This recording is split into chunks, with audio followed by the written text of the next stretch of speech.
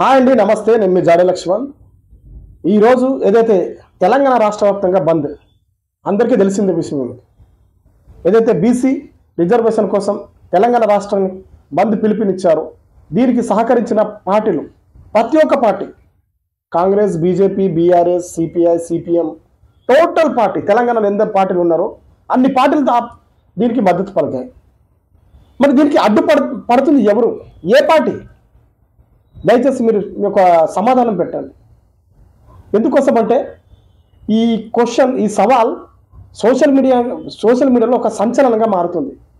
ఎందుకోసం అంటే BC reservation కావాలని మీరే పోరాడుతున్నారు. మరి ఇచ్చేయచ్చు కదా. అసలు దీనికి అడ్డుపడుతుంది ఎవరు? A BJP party, B Congress party. ఈ రెండే కదా పాలకుల్లో. ఫస్ట్ ఏ బీజేపీ పార్టీ కేంద్ర ప్రభుత్వం, ఈ ఏ బి రాష్ట్ర ప్రభుత్వం. ఈ రెండిట్లో ఏదైనా ఉండాలి కదా. ఈ రెండు పార్టీలు కూడా మద్దతు ఇచ్చాయనుకోండి, సరే ప్రతిపక్షంలో బీఆర్ఎస్ కావచ్చు, సిపిఐ కావచ్చు, సిపిఎం కావచ్చు, ఈ ప్రతిపక్షంలో ఉన్నాయి కాబట్టి వీళ్ళు పోరాటంలో భాగస్వామ్యం అవ్వచ్చు. ఎందుకోసం అంటే వాళ్ళు ఎటువంటి తప్పులేదు. ప్రతిపక్షంలో ఎవడున్నా ఖచ్చితంగా వాళ్ళకి మద్దతు పలకాల్సింది. అలాగే వీళ్ళు పాలకులు ఉండి అదే పార్టీలో మళ్ళీ ఈ ఉద్యమంలో జాయిన్ అయిపోయి వాళ్ళే ఇంకా మేము మద్దతు ఇస్తున్నామంటే అది పోరాటం అసలు ఎవరిపైన జరుగుతుంది? ఇది నాకు ప్రశ్న కాదు, తెలంగాణ టోటల్ యువత ప్రశ్న. ఇది మీరు ఎవరిపైన పోరాటం చేస్తున్నారు తెలవాలి కదా. ఫస్ట్ ఆఫ్ ఆల్ బీసీ సహోదరులు ఏదైతే ఉందో, మాకు అన్యాయం జరుగుతుంది, మాకు న్యాయం కావాలని పోరాడుతున్నారు కదా, వాళ్ళ పోరాటంలో కరెక్ట్ ఉంది. ఇందులో రాజకీయ నాయకులు ఎందుకు వస్తున్నారు? రాజకీయ నాయకులు ఎందుకు వస్తారు? మీరు అర్థం చేసుకోండి. ప్రతిపక్షాలు రావచ్చు, రాజకీయ నాయకులు లీడర్స్ రావచ్చు, తప్పలేదు. ప్రతిపక్షాలు రావచ్చు, పాలకులు లీడర్లు ఎందుకు వస్తున్నారు? దాంట్లో మీరే ఇచ్చేవాళ్ళు, మీరే అట్లా అంటే ఎట్లా? అసలు దొంగలు ఎవరు ఇక్కడ? రాష్ట్ర ప్రభుత్వమా, కేంద్ర ప్రభుత్వమా? రాష్ట్ర ప్రభుత్వం కాంగ్రెస్ ఉంది, కేంద్ర ప్రభుత్వం బీజేపీ ఉంది. మరి ఎందుకు జనాల్ని పిచ్చలు చేస్తున్నారు మీరు? అంటే ఎలక్షన్లు ఉన్నాయి కాబట్టి ఓట్ల కోసమేనా ఇది ఒక నాటకం? అంటే ఎలక్షన్ ఉన్నాయి కాబట్టి ఓట్ల కోసమైన నాటకం ఇది. మరొకసారి చెప్తున్న, ఒక పాట పాడని ఇందాక ఏదో గుర్తుకొస్తుంది ఇంత వెంటనే. అందరు శాకాహారులే, రొయ్యల ముల్లెడబాయ లచ్చులో, లచ్చులో లచ్చన్న, ఈ లుచ్చగాళ్ళ రాజ్యంలో బిచ్చగాళ్ళ బతుకుల లచ్చులో లచ్చన్న. ఈ పాట ఎందుకు వస్తుందంటే నిజం చెప్తున్నా కదా మిత్రులారా, వీళ్ళే మద్దతు పలుకుతున్నారు. మరి ఎవరి మీద పోరాటం ఇది? ఎంత సిగ్గుచేటంటే నిజంగా చెప్తున్నాను కదా. ఇది వింటేనే ఇది విచిత్రంగా ఉంది. ప్రపంచంలో ఎక్కడ జరగని విధంగా జరుగుతున్నది మన తెలంగాణలో. ఎక్కడ లేదు ఇది పోరాటం. అంటే దీన్ని మద్దతు పలికే బదులు అదే మీరు ఎమ్మెల్యే కావచ్చు, ఎంపీలు కావచ్చు, అదే మీరు సపోర్ట్ తీసుకుంటే ఏదో అయిపోతుంది కదా. లేదు, అలాంటి అస్సలు లేదు. తోడు దొంగలు ఇక్కడ క్లారిటీగా చెప్తున్నా. రెండే పార్టీలు ఉన్నాయి, కాంగ్రెస్, బీజేపీ. ఫస్ట్ ఆఫ్ ఆల్గా నేను చెప్తున్నా ఒక కాంగ్రెస్ పార్టీ ఈ దీంట్లో పెద్ద గజ దొంగ. ఎందుకోసం అంటే కాంగ్రెస్ పార్టీ ఏదైతే కులగణన సర్వే చేసినప్పుడు బీసీ వాళ్ళు 47% ఉన్నారా, 56% ఉన్నారా అని బయట పెట్టాలి కదా లెక్క. ఇంతవరకు పెట్టాలి. ఎందుకు? వీళ్ళ కింద అంటే తప్పు లేదా? వీళ్ళ తప్పు లేదా చెప్పండి మీరు?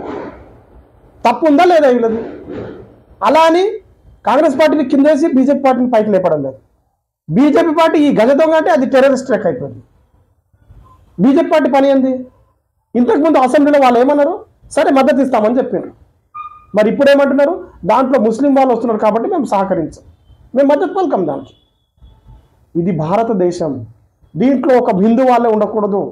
ప్రత్యేకించి ఏదో హిందూ, ముస్లిం, సిక్, ఇసాయి అని చెప్పారు. ఎవరైతే కులాన్ని, మతాన్ని ద్వేషిస్తారో వారు నిజంగా భారతీయుడు, అసలైన భారతీయుడు కాదు. ఈ భరత భూమి పుట్టిలో ఏదైతే భరతమాత ఒడిలో పుట్టినా ప్రతి ఒక్క కుల మతం ఉంటారండి. అన్ని మతాల వాళ్ళను మనం ప్రేమించుకుంటూ పోవాలి. నీ ఇండియన్స్ అని చెప్పాలి. ముస్లిం వాళ్ళు వస్తే మీకేంది తప్పు ఇక్కడ? వాళ్ళ రిజర్వేషన్, వాళ్ళ డిమాండ్స్ ఏదో అడుగుతున్నారు.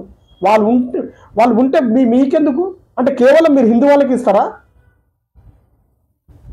కేవలం ఒక హిందూ వాళ్ళకి ఇస్తారుగా. ఇది కరెక్ట్ కాదు కదా. ఇది చాలా దారుణం. నిజంగా చెప్పి నవ్వు వస్తుంది. ఈ ఉద్యమం ఎందుకు జరుగుతుంది? అసలైన కారణం ఏంది? బీజేపీ వాళ్ళు జై, ఆ బీసీ వర్గీకరణ జరగాలంటున్నారు, ఇటు కాంగ్రెస్ వాళ్ళు జరగాలనుకుంటున్నారు. ఇద్దరు తోడు దొంగలే 100% చెప్తున్నా. ఇద్దరు ఇక్కడ తోడు దొంగలే. ఇక్కడ నేను చాలా మందికి ఫోన్ చేసి అడిగిన, అన్న ఈ ఉద్యమం ఎందుకు జరుపుకున్నా అంటే బీసీ రిజర్వేషన్ కోసం అని చెప్తున్నారు. అని ఇంకా మరి వాళ్ళు వస్తున్నారంటే ఏం చేయాలన్నా, వాళ్ళు వస్తే మేమేం చేయాలని చెప్తున్నారు. అసలు వాళ్ళకి అర్థమవుతలేదు. నిజంగా చెప్తున్నారు కదా, వీళ్ళు ఎందుకు వస్తున్నారా బాబు? మీరు పోరాటం చేయాల్సింది వాళ్ళ మీదే కదా, రాష్ట్ర ప్రభుత్వం మీద కావచ్చు, కేంద్ర ప్రభుత్వం మీద కావచ్చు. వాళ్ళు రాకపోతే వాళ్ళ మీద ఏదైతే పోరాటం చేద్దామంటే వాళ్ళే పక్కకు వచ్చి కూర్చుంటున్నారు. ఇప్పుడు ధర్నా ఎట్లా చెప్పండి? ఈ పోరాటం ఎట్లా? ఒకవేళ రాలేదనుకోండి కాంగ్రెస్ ప్రభుత్వం, వాళ్ళ ఇజ్జత్ పోతుంది. బీజేపీ ప్రభుత్వం రాలేదనుకో, వాళ్ళే చేస్తున్నారని వీళ్ళు వాళ్ళ మీద రెచ్చిపోతారు. ఇప్పుడు కూడా ఇక్కడ ఏమవుతుంది, రెండు పార్టీలు, కాంగ్రెస్ అతను బీజేపీ ఆపుతుందని చెప్తున్నారు, బీజేపీ అతను కాంగ్రెస్ ఆపుతుందని చెప్తున్నారు. ఇప్పుడు ఎవరి మాట వినాలండి చెప్పండి? అంటే నా అభిప్రాయం 100% చెప్తున్నా, జనాల్ని పిచ్చోలు చేస్తున్నారు. అందులో భాగస్వామ్యం ఎవరైతే అవుతారో ఆ ఉద్యమంలో వాళ్ళని పిచ్చోలు చేస్తున్నారు. ఎలక్షన్స్ ఉన్నాయి కదా ముందు, ఏదో ఒకటి చేసి మన ఓట్లను అంటే పగలకుండా మన ఓట్లు మన దగ్గరనే ఉండాలి.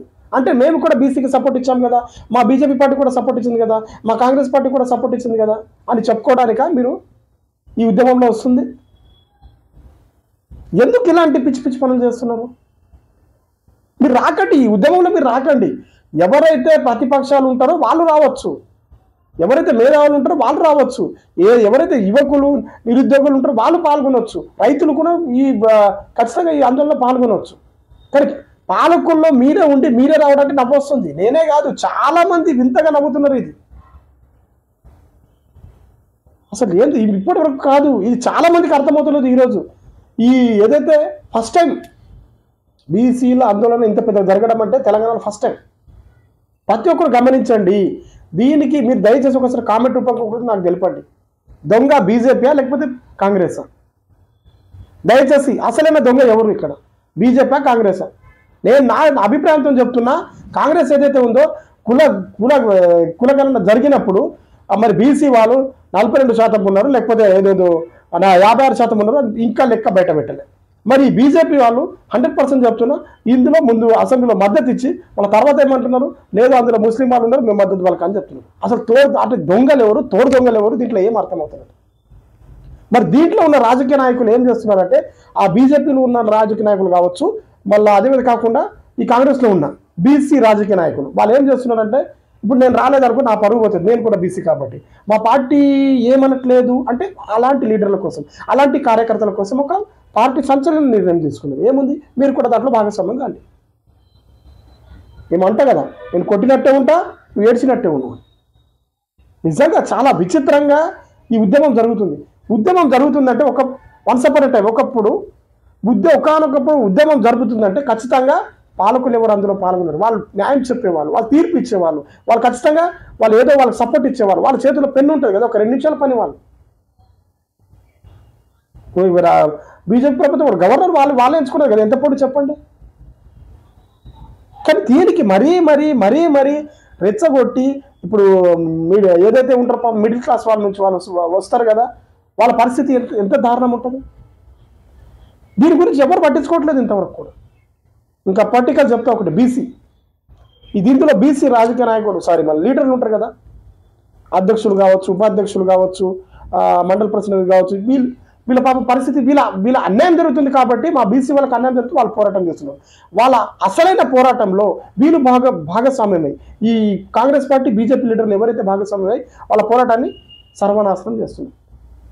కానీ ఆ బీసీలో కూడా అందరూ ఆగమవుతున్న కొన్ని కులాలు చెప్తా అంటే, దయచేసి ప్రతి ఒక్కరు ఇది గమనించాలి. బీసీలో ఎవరికి రిజర్వేషన్ వస్తున్నాయి మరొకసారి చెప్తున్నాను.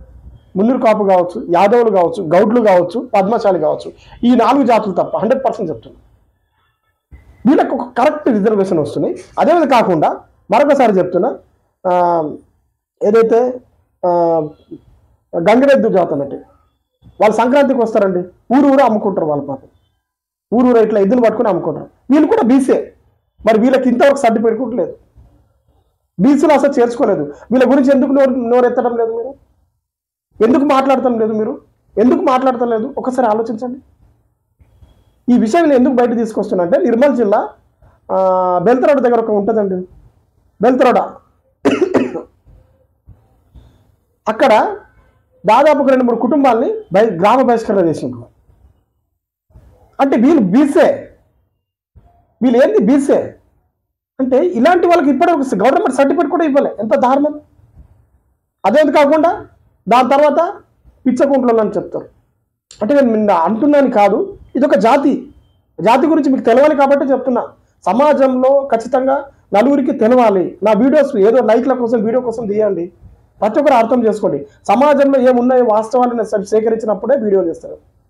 ఈ పిచ్చకుంట్ల జాతి ఏదైతే ఉందో వీళ్ళంత దారుణం అంటే ఎవరు లేదు. 100% చెప్తున్నా. కనీసం ఒక ఎస్సీ వాళ్ళకంటే వాళ్ళ దారుణంగా చూస్తారు. వాళ్ళకు నీదంటారు ఆఫ్టర్ ఆల్ పిచ్చకుంట్ల జాతి అని చెప్తారు. మరి వాళ్ళకు కూడా ఇప్పటివరకు లేదు. మరి వాళ్ళకి అన్యాయం జరగడం లేదా? ఈ బీసీ వాళ్ళు వాళ్ళకి ఎంత దారుణం అంటే వాళ్ళకి ఎంత అన్యాయం జరుగుతుందంటే ఇంతవరకు కూడా వాళ్ళ గురించి నోరెత్తిన మనిషి లేడు. అంటే వాళ్ళ గురించి ఇంతవరకు కూడా ఎవరు బయటికి తీసుకురావట్లేదు. అంటే వాళ్ళ జనసంఖ్య చాలా తక్కువ.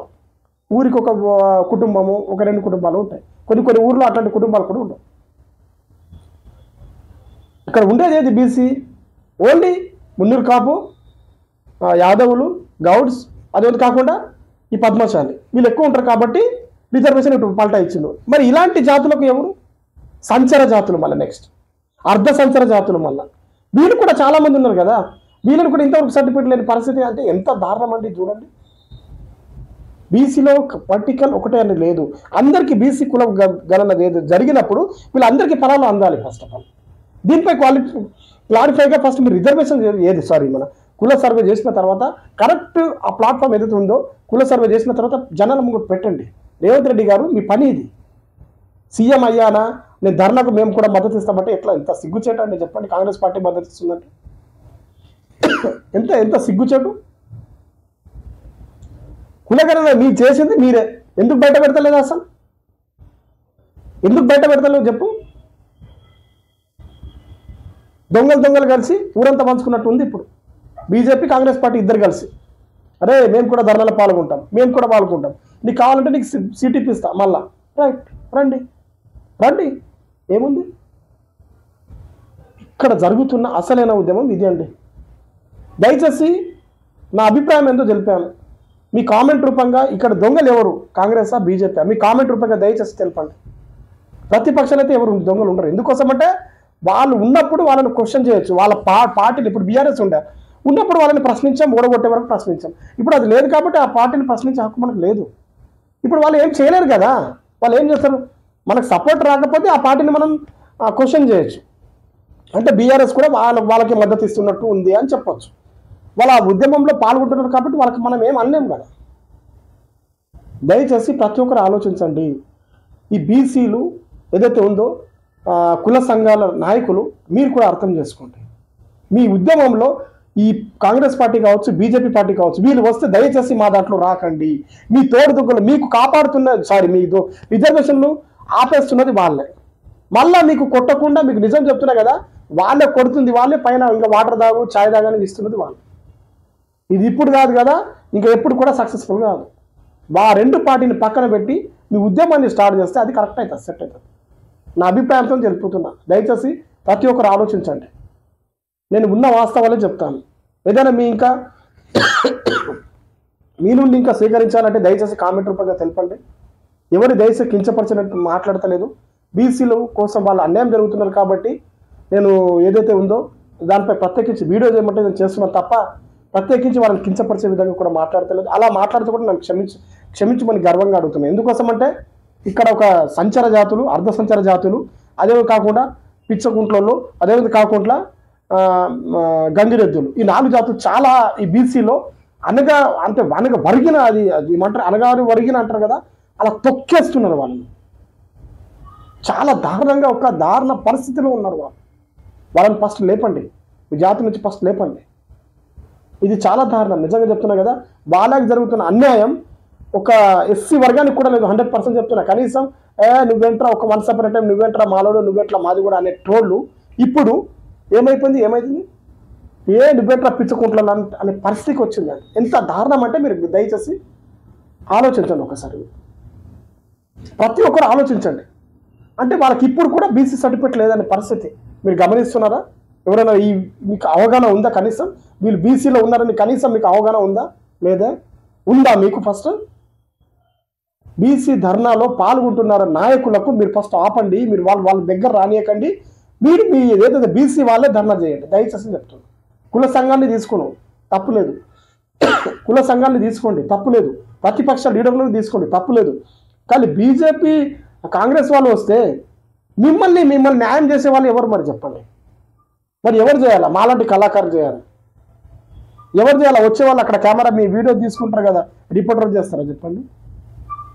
వాళ్ళు చూపిస్తారు. ఇప్పుడు ఎవరైతే మీడియా వాళ్ళు కూడా వచ్చిన తర్వాత కూడా వాళ్ళకు నవ్వు వస్తుంది.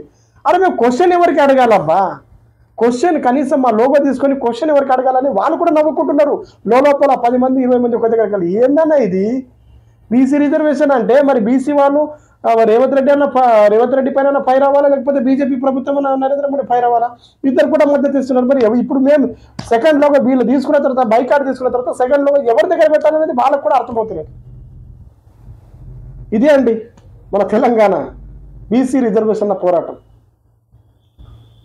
నిజంగా ప్రతి ఒక్కరు ఆలోచించండి. దీనిపై ఆలోచించిన తర్వాత మీరు ఒకసారి మీ అభిప్రాయం కూడా తెలపండి. నా అభిప్రాయం అయితే నేను తెలుపుతున్నాను 100%. దీనికి అడ్డుపడుతున్నారు రెండు పార్టీలు, కాంగ్రెస్ వర్సెస్ బీజేపీ. నా అభిప్రాయం చెప్తున్నాను. మిత్రులారా మీ అభిప్రాయం కూడా దయచేసి తెలపండి. ఇది బీసీ వర్గ యువకుల్లారా, మేధావుల్లారా, ఏదైతే సంఘ నాయకులు ఏదైతే కుల సంఘ నాయకులు ఏదైతే ఉంటారో మీరు కూడా ఒకసారి ఆలోచించండి. మీ దాంట్లో 100% చెప్తున్నా పిచ్చకుంట్లలో అదేంటి కాకుండా ఏదైతే ఏమంటారబ్బా గంగిరెద్దులు, సంచర జాతులు, అర్ధ సంచర జాతులు ఇది చాలా నష్టపోతున్నారు బీసీలలో. వీళ్ళ గురించి ఒక ప్రత్యేకించి వీడియో చేయాలంటే నేను ఈరోజు చేస్తున్నాను మిత్రులారా. నా అభిప్రాయం అయితే నేను తెలుపుతున్నాను. మరొకసారి చెప్తున్నాను, ఇలా పేర్లు తీసుకుంటున్నారని మీకు ఏమైనా బాధ అనిపిస్తే నా ఛానల్ ద్వారా నా తరపు నుంచి కూడా క్షమాపణ అడుగుతున్నాను. ఖచ్చితంగా గలం విప్పాల్సింది. ఇలాంటి మాటలు చెప్తేనే మీకు అర్థమవుతుంది. అయినా నేను సమాజానికి చైతన్యం పరిచయం ఏదో నేను వీడియో చేస్తున్నాను. మరొకసారి చెప్తున్నాను, ఏదో 4 లైక్ల కోసం 4 వీడియోల కోసం నేను చేస్తున్నాను మిత్రులారా. ప్రతి ఒక్కరు ఇది ఆలోచించండి. బీసీ రిజర్వేషన్ల కోసం మనం కూడా సహకరిస్తాం. వాళ్ళకు ఖచ్చితంగా న్యాయం జరిగే వరకు కూడా పోరాడదాం. కానీ ఈ పాలకులు వస్తే మాత్రం ఎవరు మేధావులు లాంటి సైలెంట్గా మౌనంగా ఉండి వాళ్ళ నవ్వుతుంటున్నారు. దయచేసి నవ్వుకుంటున్నారు. వాళ్ళు వాళ్ళు ఫేమస్ అవ్వడానికి లోపల వస్తున్నారు తప్ప వాళ్ళ గురించి ఏం తెలియదు. మీకు 100% చెప్తున్నారు. వాళ్ళు ఇప్పుడు నెక్స్ట్ సర్పంచ్ ఎలక్షన్స్ ఉన్నాయి కాబట్టి వాళ్ళపైన ఎఫెక్ట్ పడుతుంది కాబట్టి వాళ్ళు ముందుకు వస్తున్నారు. ఇది నా అభిప్రాయం అండి. సరే మీ అభిప్రాయం కూడా తెలపండి. ఓకే, చూస్తూనే ఉండండి తెలంగాణ 56 న్యూస్. నేను మీ జాడే లక్ష్మణ్.